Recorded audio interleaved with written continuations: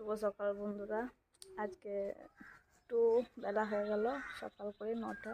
রোদে জোরটা একটু দিচ্ছে। আজকে বানিয়ে নেবো বিরির ডালের বড়ি। তার জন্য আমি ভোর 4:30টার সময় আমি কলাইগুলো ভিজিয়ে রেখেছি। তো কলাইগুলো ভিজানো হয়ে গেছে, অল্প দুটি দিয়েছি। তো এই মিক্সার জারে আমি ব্লেন্ড করে নেবো। আমি এই টিনটা ধুয়ে রোদে দিয়েছি। এটার মধ্যে আমি তেল বুলিয়ে নেবো, দিয়ে তারপরে এটার মধ্যে দেবো আমি। তো আমি কলাইগুলো নিয়ে নিচ্ছি, একবারই হয়ে যাবে। তো আমি মিক্সার জারে নিয়ে নিয়েছি। এবার আমি এটাকে পেস্ট করে পেস্টটা রেডি হয়ে গেছে। তো আমি এই বাটিটার মধ্যে ঢেলে নেবো। একটা বাটির মধ্যে ঢেলে রেডি করে নিয়েছি।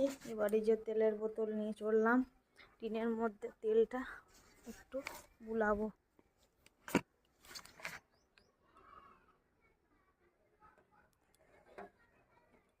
ভালো করে তেলটা দিলে তবে এটা বড়িগুলো উঠবে।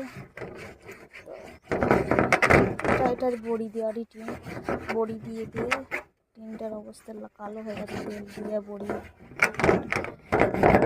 এটা ভালো বড়ি। এটা গুড়ের টিন, অবশ্য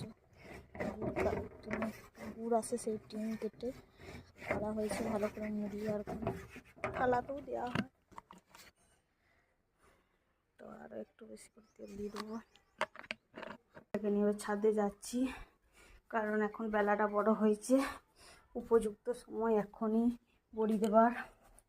এখন না ঠান্ডা না গরম, আর রোদের জোরটা রয়েছে। এই সময় বড়ি দিতে হয়।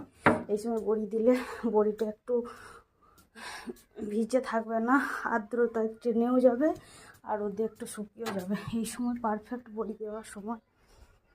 এবার আমি কলাইটা ভালো করে ফাটাবো, ফাটিয়ে দেখবো জলের মধ্যে ফেলে ভাসছে কিনা, তখন জানবো আমার বড়িটা পারফেক্ট দেওয়ার জন্য রেডি। তো এই দেখো ভাসছি, দেখো অলরেডি আমি ব্যাটারটা জলের মধ্যে ফাটিয়ে তারপরে দিয়েছি। তো এইখানে ব্যাটারটা ভাসছে, তার মানে এখন আমার দেওয়ার উপযুক্ত হয়েছে। এবার এই বড়িটা দিলে পরে শক্ত হবে না, গিটে গিটে থাকবে না, মুচমুচে হবে, নরম হবে বড়িটা রান্নায় দিলে। তো এইটা উপযুক্ত সময়। এবার আমি বড়িগুলো দিতে শুরু করব। তো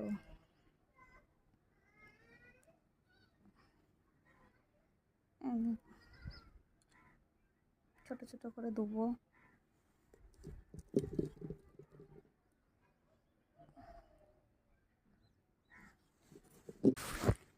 দেখো আমার সমস্ত বড়ি দেওয়া হয়ে গেছে। তো এইভাবে বড়ি বানিয়ে